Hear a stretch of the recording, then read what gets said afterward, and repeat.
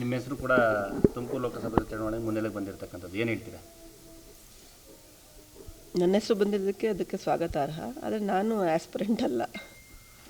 D K Shivakumar ಕೂಡ ಖುದ್ದು survey ಮಾಡಿಸಿರ್ತಕ್ಕಂಥದ್ದು, ನಿಮ್ಮ ಶಾಸಕ ಶ್ರೀನಿವಾಸ್ ಅವ್ರಿಗೆ ಫೋನ್ ಮಾಡಿ ನಿಲ್ಲಿಸ್ರಿ ಅಂತ ಹೇಳಿರ್ತಕ್ಕಂಥದ್ದು ನಿಮಗೂ ಕೂಡ ಬಂದಿದೆ ಅನ್ನೋ ಒಂದು ಮಾಹಿತಿ. ಅವರು ಸಾಕಷ್ಟು ಮಾತಾಡಿದ್ದಾರೆ, ಚರ್ಚೆ ಆಗಿದೆ ಅಂತ ಅಂದ್ಕೊತೀನಿ. ಬಟ್ ನನ್ನ ಹತ್ರ ನಮ್ಮ ಮನೆಯವರು ಡಿಸ್ಕಷನ್ ಮಾಡಿಲ್ಲ. ಯಾಕೆ ಮಾಡಿಲ್ಲ ಅಂದರೆ ನಾನು ಆಸ್ಪಿರೆಂಟ್ ಅಲ್ಲ ಅಂತ ಅವ್ರಿಗೂ ಗೊತ್ತು, ಅವ್ರಿಗೂ ಅದರಲ್ಲಿ ಇಂಟ್ರೆಸ್ಟ್ ಇಲ್ಲ. ಯಾಕೆಂದರೆ ಅವರೇ ಪಾಪ ಬೇರೆ ಲೀಡರ್ಸ್ಗೆ ಕೊಡಿಸ್ಬೇಕು ಅಂತ ಅವರೇ ಹೋರಾಟ ಮಾಡುವಾಗ ನನ್ನ ಹೆಂಡ್ತಿ ಕೊಡಿ ಅಂತ ಕೇಳೋದ್ರಲ್ಲಿ ನ್ಯಾಯ ಇಲ್ಲ ಅಂತ ಅವ್ರಿಗೂ ಗೊತ್ತು. ಹಾಗಾಗಿ ಮನೇಲಿ ಯಾವುದೂ ಡಿಸ್ಕಷನ್ ನಮ್ಗೆ ಇದುವರೆಗೂ ಇವತ್ತುವರೆಗೂ ಈ ಕ್ಷಣದವರೆಗೂ ಮನೇಲಿ ಯಾವುದೂ ಡಿಸ್ಕಷನ್ಸ್ ನಡೆದಿಲ್ಲ. ಬಟ್ ಅವ್ರ ಹತ್ರ ಡಿಸ್ಕಷನ್ಸ್ ನಡೀತಾ ಇದೆ ಅಂತ ನನಗೆ ಗೊತ್ತು. ಯಾರ ಕಡೆಯಿಂದ ಅಂದರೆ ಇದು ಪಾವಗಡ ವೆಂಕಟೇಶ್ ಸರ್ ಬಂದಾಗ ಅವ್ರ ಖುಷಿಗೆ ಪಾಪ ಎಷ್ಟು ಚಿಕ್ಕ ಮಕ್ಳ ಥರ ಓಡಿ ಬಂದು ಅಕ್ಕ ಹಿಂಗಾಯಿತು ನೆನ್ನೆ ಡಿ ಕೆ ಶಿ ಸರ್ ಹಿಂಗಂದರು ಅಂತ ಹೇಳ್ತಿದ್ರು. ಆಮೇಲೆ ಗೌರಿಶಂಕರ್ ಸರು ಮತ್ತು ರಂಗನಾಥ್ ಸರು ಆಮೇಲೆ ಡಿ ಕೆ ಸುರೇಶ್ ಸರು ಇವರೆಲ್ಲ ಪ್ರೆಷರ್ ಮಾಡ್ತಿರೋದು ನನಗೆ ಗೊತ್ತು. ಬಟ್ ನಮ್ಮ ಮನೇಲಿ ಯಾವುದೂ ನಡೀತಾ ಇಲ್ಲ ಇದು. ಯಾಕೆಂದರೆ ಏನೋ ಹೊರಗಡೆ ಕೇಳ್ಕೊಂತಾರೆ ಬಿಡು, ಅದೇನೋ ನಮ್ಮವರೆಗೂ ಬರಲ್ಲ ಅಂತಲೇ ನಾನು ಅಂದ್ಕೊಂಡಿದ್ದೀನಿ. ನೆನ್ನೆನೇ ನಾವು ಪೇಪರಲ್ಲಿ ನೋಡಿದಾಗ, ವಾಟ್ಸಪ್ಗಳಲ್ಲಿ ನೋಡಿದಾಗ ಏನಪ್ಪ ಇದು ಹಿಂಗೆ ಅಂತ ಅನ್ನಿಸ್ತು. ಲಕ್ಷ್ಮೀ ಹೆಬ್ಬಾಳ್ಕರ್ ಕೂಡ ಕರೆ ಮಾಡಿ ಮಹಿಳಾ ಒಂದು ವಿಚಾರವಾಗಿ ಸ್ಪರ್ಧೆ ಮಾಡಬೇಕು ಅಂತೇಳಿ ಧ್ವನಿ ಎತ್ತಿರ್ತಕ್ಕಂಥದ್ದು, ಮಾತುಕತೆ ಕೂಡ ನಡೆಸಿರ್ತಕ್ಕಂಥದ್ದು. ಅದೇ ಮೊನ್ನೆ ಅದು ಫಂಕ್ಷನ್ಗೆಲ್ಲ ಬಂದಿದ್ರಲ್ಲ, ಆವಾಗ ಎಲ್ಲರೂ ನಮ್ಮನೆಯವ್ರಿಗೆ ಗಲಾಟೆ ಮಾಡಿದ್ದಾರೆ. ಯಾಕೆ ನಿಲ್ಲಿಸಲ್ಲ, ಯಾಕೆ ನೀನು ಕ್ಯಾಂಡಿಡೇಟ್ ಕೊಡಲ್ಲ ಅಂತೀಯ, ನಿನಗೆ ಅವ್ರು ಸಪೋರ್ಟ್ ಮಾಡಿಲ್ವ, ನೀನು ಯಾಕೆ ಅವ್ರಿಗೆ ಮಾಡಲ್ಲ ಅಂತ ಈ ಥರ ಪಾಪ ಅವ್ರನ್ನ ಛೇಡಿಸಿ ಗಲಾಟೆ ಮಾಡೋರೆ. ಇರ್ಬೋದು ಹಂಗಂತ ನನಗೆ ಇಂಟ್ರೆಸ್ಟ್ ಇಲ್ಲ ಅಕ್ಕ ಅಂದವ್ರೆ. ಇಲ್ಲ ನೀವು ನಿಲ್ಲಿಸಲೇಬೇಕು, ಯಾಕೆ ನಿಲ್ಲಿಸಲ್ಲ ಅಂತ ಗಲಾಟೆ ಮಾಡಿದ್ರು ಅಂತ ಬಂದು ಹೇಳಿದ್ರು. ಯಾವುದೇ ಜನಪ್ರತಿನಿಧಿಗೂ ಕೂಡ ಅವರ ಪತ್ನಿಗೆ ಆಸೆ ಇರುತ್ತೆ, ಅವ್ರು ಹೋದಂಥ ಸಂದರ್ಭದಲ್ಲಿ ಅವ್ರ ಹಾದಿನಲ್ಲೇ ಹೋಗ್ಬೇಕು ಅಂತ. ಆಯಾಸೆ ನಿಮಗಿಲ್ವಾ ಅಂತ? ಅವ್ರ ಹಾದಿಲೇ ಇದೀವಲ್ಲ ಈಗ. ಅವರು ಕೂಡ ಜನಪ್ರತಿನಿಧಿ ಆಗಿದ್ದಾರೆ, ನೀವು ಕೂಡ ಜನಪ್ರತಿನಿಧಿ ಆಗಬೇಕು. ಟಿಕೆಟ್ ಎಲ್ಲ ಬರ್ತಿದೆ ಅಂದರೆ ನಿಂತ್ಕೋಬೇಕು ಅಂತ ಒತ್ತಾಯ ಬರ್ತಿದೆ. ನಿಮ್ಗೆ ಹೆಂಗಿದೆ ನಿಮ್ಮ ಮನಸ್ಥಿತಿ? ನನ್ನ ಮನಸ್ಥಿತಿಲಿ ತಟಸ್ಥ ನೀತಿ ಅಲ್ಲ, ನಿಮ್ಗೆ ಆಸಕ್ತಿ ಬರೋದು ಇಲ್ಲ ಆ ಥರದ್ದೇನಿಲ್ಲ. ಯಾಕೆಂದರೆ ನಾವು ಇದೆಲ್ಲ ಪವರ್ಸ್ ಎಲ್ಲ ನೋಡಿರೋರೆ.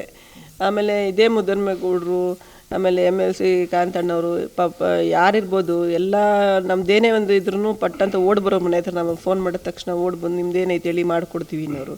ಈ ಎಲ್ಲನೂ ನಾವಾಗಲೇ ನೋಡಿಬಿಟ್ಬಿಟ್ಟಿದ್ದೀವಲ್ಲ. 25 ವರ್ಷದಿಂದ ರಾಜಕೀಯದಲ್ಲಿರೋದು ಎಲ್ಲ ಪವರ್ಸ್ನ ನೋಡಿರೋದ್ರಿಂದ ಅದೇನು ತಲೆಗತ್ತಲ್ಲ. ಮಹಿಳಾ ಕೋಟದಲ್ಲಿ ಸಿಕ್ಕಿದ್ರೆ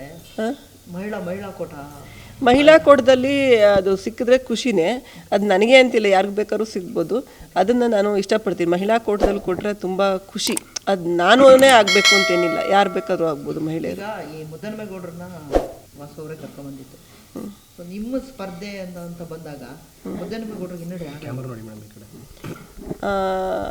ನನಗೆ ಅದಕ್ಕೆ ನಾವೆಲ್ಲ ಅದೊಂದು ನಾವು ಬೈಂಡಿಂಗ್ಸ್ಗೆ ಹಾಕತ್ತಿದ್ವಿ, ಬೇಡ ನಾವು ಹೋಗೋದು, ಅವ್ರನ್ನ ನಾವು ಕರ್ಕೊಂಡು ಹೋಗಿ ಮತ್ತು ಅವ್ರಿಗೆ ನೋವಾಗೋದು ಬೇಡ ಅಂತ. ಯಾಕೆಂದರೆ ಅವ್ರು ಮುದ್ದನ್ಮೇಗೌಡರ ಜೊತೆಗೆ ಈಗಾಗಲೇ ಪಕ್ಷದಲ್ಲಿ ದುಡ್ದಿರ್ತಕ್ಕಂಥ ಮತ್ತು ಸಂಘಟನೆ ಮಾಡ್ತಿರ್ತಕ್ಕಂಥ ನಿಖಿತ್ ರಾಜ್ ಮೌರ್ಯ ಅವರಿದ್ದಾರೆ, ಆಮೇಲೆ ನಮ್ಮ ಹಾಲಪ್ಪನವರಿದ್ದಾರೆ, ಆಮೇಲೆ ನಮ್ಮ ಸಂಜಯ್ ಜಯಚಂದ್ರ ಅವರಿದ್ದಾರೆ, ನಮ್ಮ ಹಿರಿಯರಾದಂಥ ನಿಂಗಪ್ಪ ಅವರಿದ್ದಾರೆ.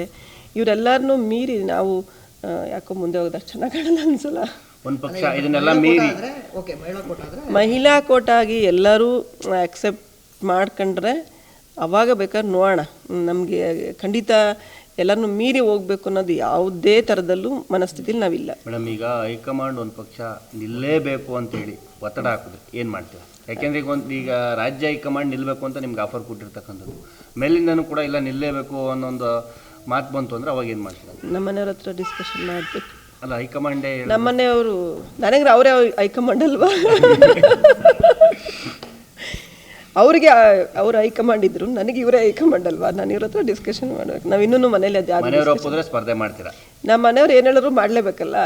ಅಲ್ಲ, ಮನೆಯವರು ಒಪ್ಪಿದ್ರೆ ಸ್ಪರ್ಧೆ. ನಮ್ಮ ಭಾರತೀಯ ಹೆಣ್ಣು ಮಕ್ಕಳ ಸಂಸ್ಕೃತಿ ನಡ್ಕೊಂಬಂದೈತೆ, ಗಂಡ ಏನು ಹೇಳಿದ್ರು ಕೇಳಬೇಕು ಅಂತ. ತಲೆ ಒಳಗಡೆ ನಾವು ಇದನ್ನು ಸಂವಿಧಾನ ಬರೀತಾರಲ್ಲ, ಆ ಥರ ಬರ್ಕೊಂಬಿಟ್ಟಿದ್ದೀವಿ ನಾವು. ಮನೆಯವರು ಒಪ್ಪಿದ್ರೆ ನೋಡೋಣ, ಅವತ್ತು ನೋಡೋಣ. ಈಗ ಸೋಷಿಯಲ್ ಮೀಡಿಯಾದಲ್ಲೂ ಕೂಡ ಸಾಕಷ್ಟು ಇದಾಗ್ತಾ ಇರೋದು ಮೇಡಮ್, ಸ್ಪರ್ಧೆ ಮಾಡಿ ಅಂತೇಳಿ ಸಾಕಷ್ಟು ಚರ್ಚೆ ಆಗ್ತಾ ಇದೆ. ಚರ್ಚೆ ಆಗ್ತಾ ಇದೆ, ಅದಕ್ಕೆ ಅದು ಈಗ ಡಿ ಕೆ ಶಿ ಸರ್ ಇದು ಹೇಳಿದ್ದಾರೆ ಅಂತ ಚರ್ಚೆ ಆಗ್ತಾ ಇದೆ. ನೋಡೋಣ, ಸ್ವಲ್ಪ ಟೈಮ್ ಕೊಡಿ. ನಿಮ್ಗೆ ವೈಯಕ್ತಿಕವಾಗಿ ಯಾರಾದರೂ ಅಪ್ರೋಚ್ ಮಾಡಿದ್ರು? ವೈಯಕ್ತಿಕವಾಗಿ ನನಗೆ ಹೇಳ್ತಾ ಇರೋದು ಅಂದರೆ ನಮ್ಮ MLAಗಳು ಹೇಳ್ತಾ ಇದ್ದಾರೆ. ಈಗ ನಮ್ಮ ವೆಂಕಟೇಶು ಅವ್ರಿಗೆ ತುಂಬ ಖುಷಿ, ಅಕ್ಕ ನೀನು ನಿಂತ್ಕೋಬೇಕು, ನಾವೆಲ್ಲ ಮಾತಾಡಿದ್ದೀವಿ, ಜಮೀರ್ ಸರ್ ಹಠ ಮಾಡ್ತಿದ್ದಾರೆ ಅಕ್ಕಂಗೆ ಕೊಡಬೇಕು ಅಂತ. ರಂಗನಾಥ್ ಅವರು ಮೊನ್ನೆ ಸಿಕ್ಕಿದ್ರು ಇದರಲ್ಲಿ ಕೈಗಿದು ನಮ್ಮದು KSRTC ಇದಕ್ಕೆ ಹೋದಾಗ, ಓಪನಿಂಗ್ ಇದಕ್ಕೆ ಹೋದಾಗ ಅವರು ಅಕ್ಕ ನಾವೆಲ್ಲ ಮಾತಾಡಿದ್ದೀವಿ ಇಲ್ಲ ಅನ್ಬೇಡ ನೋಡೋಣ ಏನೇನಾಗುತ್ತೆ ಅಂತ. ಫಸ್ಟು ನಮ್ಮ ಪ್ರಿಫರೆನ್ಸು ಈ ದುಡ್ದಿರೋರಿಗೆ. ಪಾಪ ಭಾಳ ಹೋರಾಟ ಮಾಡ್ತಿದ್ದಾರೆ ಇವರು ಹಾಲಪ್ಪನವರು, ಎಷ್ಟು ಸಂಘಟನೆ ಮಾಡ್ಕೊಂಡು ಕುಂಚಿಟಿಗ ಸಮುದಾಯಕ್ಕೆ ಸೇರಿದವರು. ಅವರು ಸುಮಾರು ಒಂದು ವರ್ಷದಿಂದನೂ ಎಲೆಕ್ಷನ್ ಆದಾಗಿಂದನೂ ಒಂದೇ ಸಂಘಟನೆ ಮಾಡ್ಕೊಂಡು ಹೋರಾಡ್ತಾ ಇದ್ದಾರೆ. ನಿಖಿತ್ ರಾಜ್ ಮೌರ್ಯ ಎಲೆಕ್ಷನಲ್ಲಿ ಇಡೀ ರಾಜ್ಯ ಸುತ್ತಾಡಿದವರು, ಅವರು ಕುರುಬ ಸಮಾಜಕ್ಕೆ ಸೇರಿದಂಥವ್ರು. ಆಮೇಲೆ ಲಿಂಗಪ್ಪನವರು ಹಿರಿಯರು, ಅವ್ರಿಗೆಲ್ಲ ಆಗಲಿ ಫಸ್ಟ್, ಆಮೇಲೆ ನೋಡೋಣ ಏನಾಗುತ್ತೆ ಅಂತ. ನಮ್ಮದೇನು ಆಗಲೇಬೇಕು, ನಿಂತ್ಕೊಳ್ಳೇಬೇಕು ಅನ್ನೋದು ಯಾವುದೂ ಮನಸ್ಥಿತಿ ಇಲ್ಲ. ಹೈಕಮಾಂಡ್ ಒಪ್ಪಿದ್ರೆ, ಈ ಮನೆ ಹೈಕಮಾಂಡ್ ಒಪ್ಪಿದ್ರೆ ನೀವು ನಿಂತ್ಕೊಂತೀರ? ನೋಡೋಣ.